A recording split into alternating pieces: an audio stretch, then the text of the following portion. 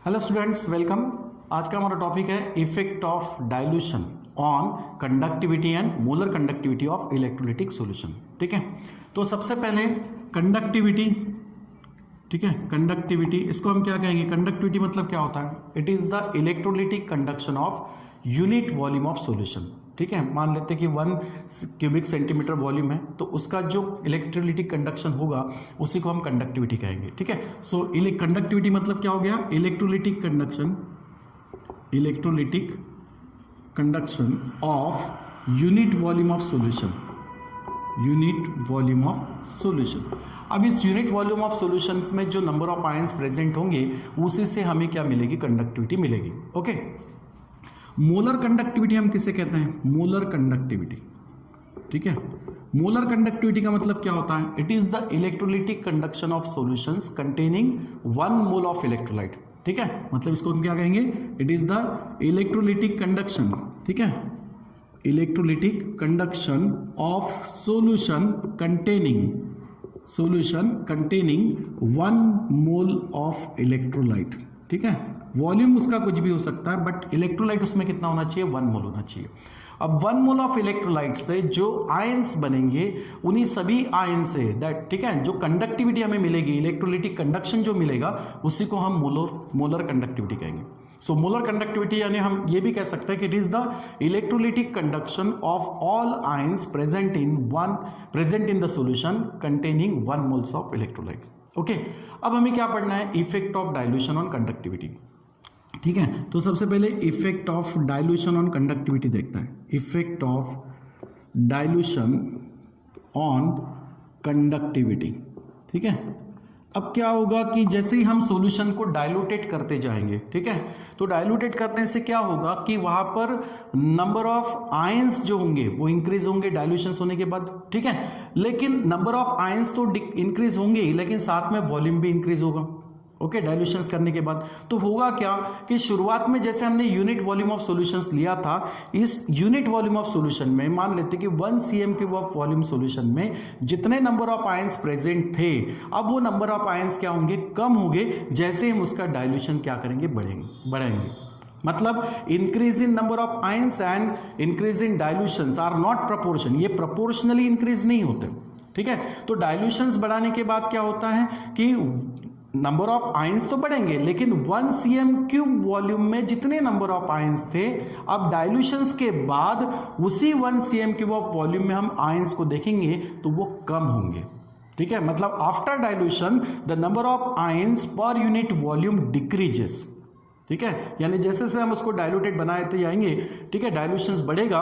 1 unit volume of solutions में जो number of ions present थे शुरुआत में, वो नंबर ऑफ आयंस अब क्या होंगे? कम हो जाएंगे। So decrease, due to that decrease in number of ions conductivity also decreases. ठीक है, तो इसमें इफेक्ट क्या होगा कि with increase in dilution there is decrease in conductivity. ठीक है, there is decrease in conductivity में क्या होगा? कंडक्टिविटी डिक्रीज होगा। क्यों हो रहा है? समझ में आया? क्योंकि डाइल्यूशंस बढ़ाने से क्या होगा कि यूनिट वॉल्यूम ऑफ सॉल्यूशंस में जो नंबर ऑफ आयंस प्रेजेंट थे, अब वो डाइल्यूशंस के बाद क्या होंगे? कम होंगे। और अगर नंबर ऑफ आयंस कम हुए तो उन्हीं से शो होने वाला इलेक्ट्रोलिटिक कंडक्शन भी कम होगा, मतलब कंडक्टिविटी भी कम होगा। ठीक है, so with the increase in dilution there is the decrease in conductivity. अब effect of dilution on molar conductivity देखते हैं। Effect of dilution on molar conductivity. अब मोलर कंडक्टिविटी पे क्या फर्क गिरेगा? ओके, मोलर कंडक्टिविटी ये होता है electrolytic conduction of solution containing 1 mole of electrolyte. अब 1 मोल ऑफ इलेक्ट्रोलाइट का सॉल्यूशन है, इस सॉल्यूशन को हम डाइल्यूट करते जा रहे हैं, उसको डाइल्यूटेड करते जा रहे हैं, मतलब उसका कॉन्सेंट्रेशन कम होगा। ठीक है, डाइल्यूशन करने से होता क्या है? जैसे उसको हम डाइल्यूटेड करते जाएंगे, नंबर ऑफ आयंस का फॉर्मेशन भी बढ़ेगा। ठीक है, मतलब नंबर ऑफ आयंस बढ़ेंगे, वहां पर आयन ज्यादा से ज्यादा बनेंगे। Okay, so on dilution the number of ions increases. वहां पर नंबर ऑफ आयंस क्या होते हैं, इंक्रीज होते हैं, क्योंकि डिग्री ऑफ डिसोसिएशन बढ़ता है. On dilution there is increase in degree of dissociation and that's why the maximum number of ions are form. अब मोलर कंडक्टिविटी का मतलब होता है कि electrolytic conduction of all ions produce in that solution containing 1 mole of electrolyte. और dilution से अगर electrolyte मोर dissociate हो रहा है तो वहां पर नंबर ऑफ आयंस भी क्या होंगे, बढ़ेंगे, इंक्रीज होंगे. और नंबर ऑफ आयंस अगर इंक्रीज हुआ तो मोलर कंडक्टिविटी भी क्या होगी, इंक्रीज होगी. ओके, तो यहां पर इफेक्ट क्या समझ में आएगा कि विथ इंक्रीज इन डाइल्यूशन, अगर हम डाइल्यूशंस को बढ़ाते हैं, with increase in dilution there is increase in molar conductivity. Increase in molar conductivity, अगर हम डाइल्यूशंस को बढ़ाते हैं तो मोलर कंडक्टिविटी भी बढ़ेगी, क्योंकि डाइल्यूशन से डिग्री ऑफ डिसोसिएशन बढ़ेगा, नंबर ऑफ आयंस बढ़ेंगे और सभी आयंस से जो इलेक्ट्रोलिटिक कंडक्शंस मिलता है जिसको हम मोलर कंडक्टिविटी कहते हैं वो भी डेफिनेटली क्या होगा, इंक्रीज होगा. ठीक है, so the molar conductivity increases with the increase of dilution. ठीक है, तो ये हुआ effect of dilution on conductivity and molar conductivity. ठीक है, अब ये जैसे डाइल्यूशन है इसी तरह आप इसको कॉन्सेंट्रेशन से भी बता सकते हो, सिर्फ डाइल्यूशंस के इनवर्सली आपको कॉन्सेंट्रेशन में बताना है. ठीक है, चलो ये हो गया इफेक्ट. अब हम देख रहे हैं इलेक्ट्रोलिटिक सॉल्यूशंस के लिए. इलेक्ट्रोलिटिक सॉल्यूशन मतलब यहां सॉल्यूशन में इलेक्ट्रोलाइट प्रेजेंट होगा. अब इलेक्ट्रोलाइट दो टाइप्स के होते हैं. ठीक है, इलेक्ट्रोलाइट दो टाइप के होंगे, एक तो होगा स्ट्रॉन्ग इलेक्ट्रोलाइट. ठीक है, स्ट्रॉन्ग इलेक्ट्रोलाइट, और दूसरा होगा weak electrolyte. Strong electrolyte and weak electrolyte. Okay, तो ये जो दो इलेक्ट्रोलाइट्स है, strong electrolyte and weak electrolyte, shows the different behaviour. ठीक है, ये डिफरेंटली बिहेवियर शो करते हैं किसमें, डाइल्यूशंस करते वक्त.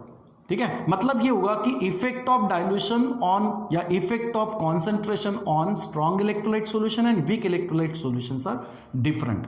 ठीक है, स्ट्रॉन्ग इलेक्ट्रोलाइट सॉल्यूशन और वीक इलेक्ट्रोलाइट सॉल्यूशंस में जो डिफरेंस दिखाई देगा, ठीक है, किसमें, मोलर कंडक्टिविटी में या मोलर कंडक्टिविटी में, वो क्यों होता है डिफरेंट, उसके पीछे रीजन क्या है कि स्ट्रॉन्ग इलेक्ट्रोलाइट क्या होता है, स्ट्रॉन्ग इलेक्ट्रोलाइट उसको बोलते हैं जो मोर डिसोसिएट होता है. ठीक है, अगर उसका डिसोसिएशन ज्यादा हुआ तो इसका मतलब उसमें मोलर कंडक्टिविटी ज्यादा रहेगी. स्पेशली हम इनके केस में मोलर कंडक्टिविटी को एक्सप्लेन करेंगे. ठीक है, तो स्ट्रॉन्ग इलेक्ट्रोलाइट क्या होता है, it is more dissociate, rapidly dissociate. So होगा क्या, on dilution that strong electrolyte is rapidly dissociate and that's why number of ion increases, so molar conductivity is also increases. ठीक है, तो हम इसमें स्ट्रॉन्ग और वीक इलेक्ट्रोलाइट्स में हम क्या डिस्कस करेंगे, मोलर कंडक्टिविटी. ओके, तो यहां पर स्ट्रॉन्ग इलेक्ट्रोलाइट्स के केस में, ठीक है, स्ट्रॉन्ग इलेक्ट्रोलाइट के केस में क्या होता है, यहां पर जैसे जैसे हम उसको डाइल्यूटेड करेंगे, डाइल्यूशंस बढ़ना यानी कॉन्सेंट्रेशन कम होना. ठीक है, तो जैसे ही डाइल्यूशंस बढ़ेगा या कॉन्सेंट्रेशन कम होगा, नंबर ऑफ आयंस इंक्रीज होते जाएंगे और जिससे मोलर कंडक्टिविटी भी क्या होगी, इंक्रीज होगी. So in case of strong electrolyte the molar conductivity, ठीक है, मोलर कंडक्टिविटी रैपिडली इंक्रीजेस. यहां पर रैपिडली इंक्रीज होती हुई दिखाई देगी, rapidly increases with the decrease in concentration, ये बोल सकते हो, या इंक्रीज इन डाइल्यूशन, ये भी कह सकते हो. ठीक है, so increase with the decrease in concentration. ठीक है, and this in molar conductivity reaches to a maximum limiting value. ठीक है, मोलर कंडक्टिविटी की एक मैक्सिमम लिमिटिंग वैल्यू तक बढ़ती है, वैल्यू बढ़ती है. तो that maximum limiting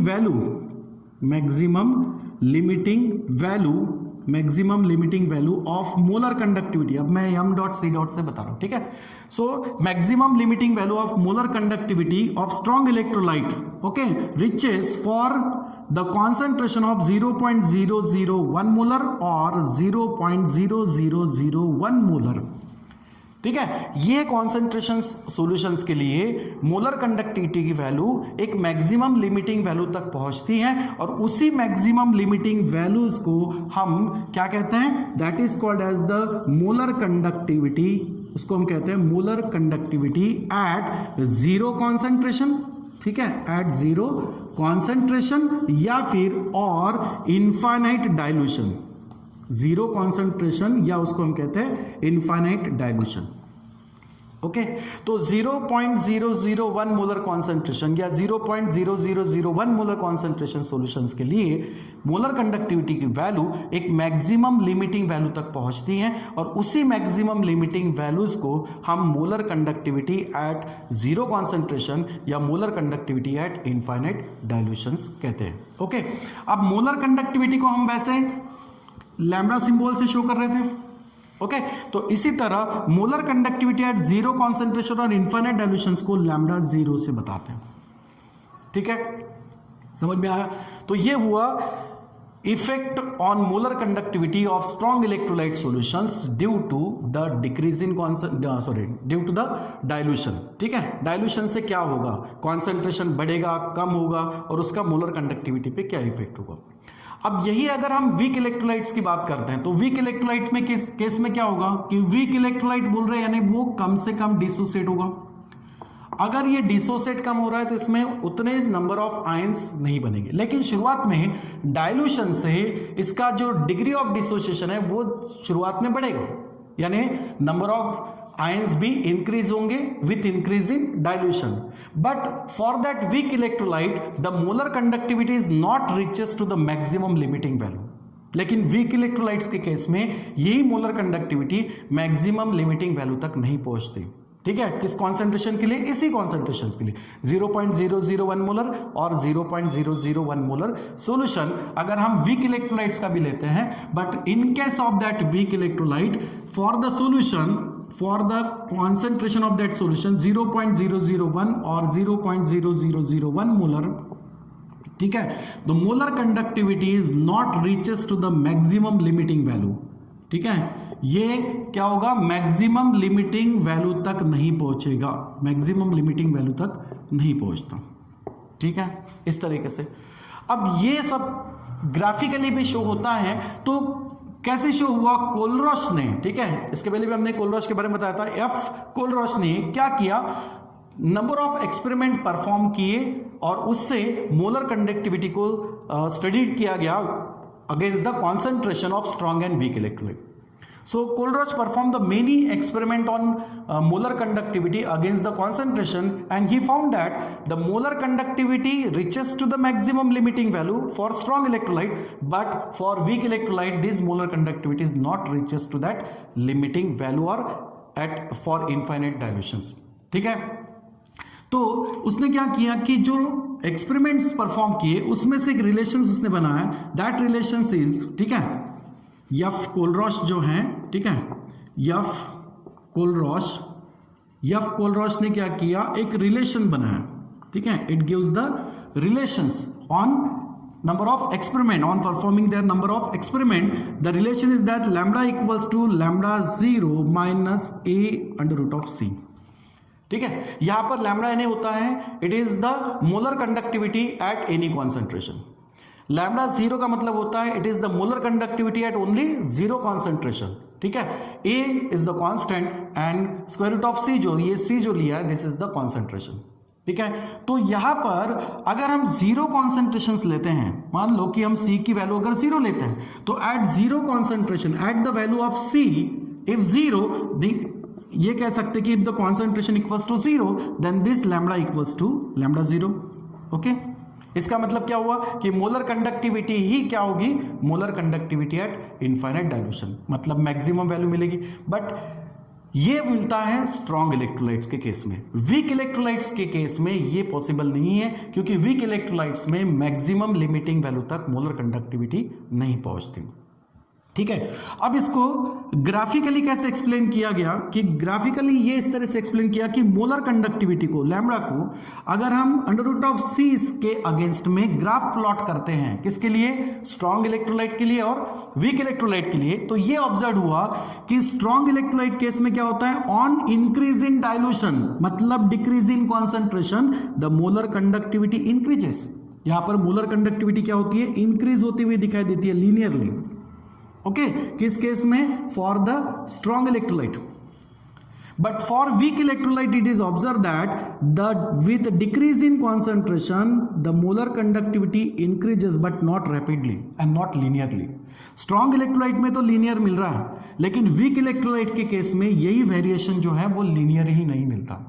So with decrease in concentration molar conductivity is increases, but this value is not reaches to the maximum limiting value. Maximum limiting value तक ये नहीं पहुंचता. मोलर कंडक्टिविटी वीक इलेक्ट्रोलाइट का maximum value तक नहीं पहुंचता. ठीक है, लेकिन molar conductivity for strong electrolyte this reaches to the maximum value. अब इसकी मैक्सिमम लिमिटिंग वैल्यू ये होगी. इस पॉइंट पे बोल सकते हैं हम कि मैक्सिमम लिमिटिंग वैल्यू होगी किसकी? मोलर कंडक्टिविटी की. And this is for the certain concentration and that concentration is may be 0.001 molar और 0.001 molar. Okay, exactly the molar conductivity at zero concentrations also can be determined by extrapolation of this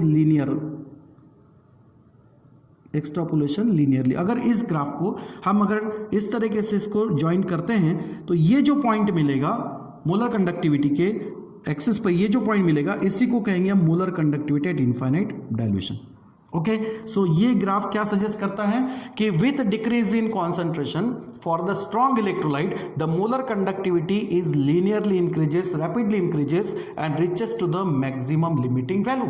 but for the weak electrolyte the concentration decreases, molar conductivity also increases, but molar conductivity increases but not reaches to the maximum limiting value. वो maximum limiting value तक नहीं पहुंचता.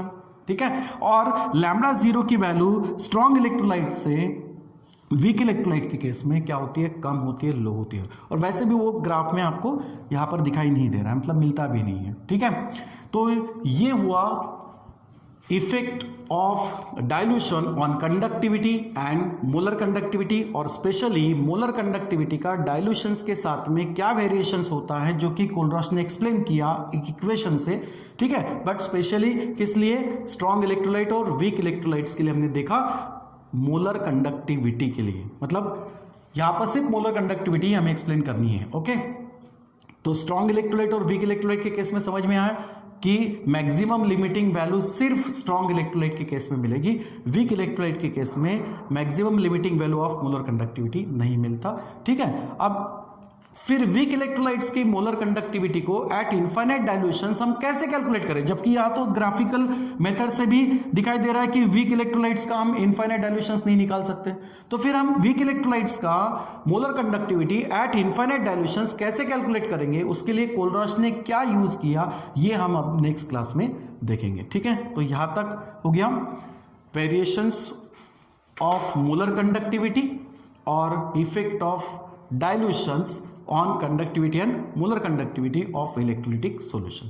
ठीक है बेटा, समझ में आया? चलो ठीक है, थैंक यू.